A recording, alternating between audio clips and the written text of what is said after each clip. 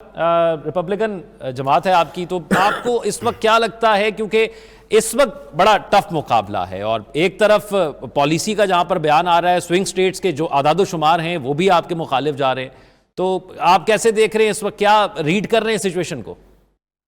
जी, बिस्मिल्लाहिर्रहमानिर्रहीम। पहले तो आप सब लोगों की खिदमत पे सलाम और मेरी दुआ है कि आप लोग सब खैरियत से रहें। देखें, ये इलेक्शन जो है ना, हर इलेक्शन हिस्टोरिक इलेक्शन होता है, तो कोई ऐसी नई बात नहीं है कि ये इलेक्शन हिस्टोरिक है। ये ज़रूर है कि कमाला हैरिस गेट इलेक्टेड, पहली खातून सदर होंगी, मगर अब ख्वातीन ने इतनी सीटें हासिल कर ली हैं मुख्तलिफ सेनेट में, कांग्रेस में, लोकल इलेक्शन में मेयर्स हो गए, तो अब ये कोई अचंभे की बात नहीं है कि खातून इलेक्ट हो जाए। देखिए, जहां इस दफा जो मैं समझता हूँ जो सबसे बड़ा डिफरेंस आ रहा है इलेक्शन में,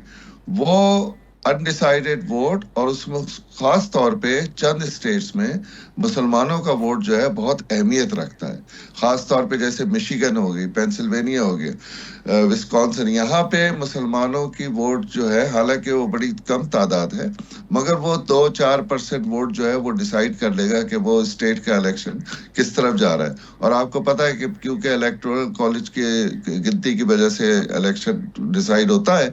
तो चंद एक स्टेट्स में चंद एक वोट जो है वो डिसाइड कर सकते हैं कि इलेक्शन किस तरफ जा रहा है। और जिस तरह से बाइडेन साहब की कारकर्दगी रही है, और जिस तरह से कमाला हैरिस, देखिए कमाला हैरिस की सबसे बड़ी प्रॉब्लम ये है कि उनकी कोई स्टैंडिंग नहीं है, कोई उनकी ऐसी चीजें नहीं है जिसपे लोग कह सके कि she is capable of leadership of the world leader position. हाँ, जाहिर है लोग जो मुखालिफ हैं ट्रम्प साहब के, वो ट्रम्प साहब के बारे में भी इस तरह की बातें करते हैं। एक जो बेसिक फर्क है कि कमाला हैरिस को समझा जाता है कि वो बाइडेन की पॉलिसीज को कंटिन्यू करेंगी, मिडिल ईस्ट की वॉर हो गई या ये यूक्रेन की वॉर हो गई, उनको कंटिन्यू करेंगी, और जो इतना पैसा जा रहा है मुल्क से बाहर इन वॉर्स में वो चलता रहेगा। और चाहे वो इमिग्रेशन पॉलिसी हो, चाहे इकोनॉमी की पॉलिसी हो, तो वो बाइडेन की पॉलिसीज को कंटिन्यू करेंगे जो कि लोगों ने रिजेक्ट की हुई हैं। ट्रम्प साहब के बारे में एक बात तो ये तय है कि उनको एंटी एस्टेब्लिशमेंट समझा जाता है।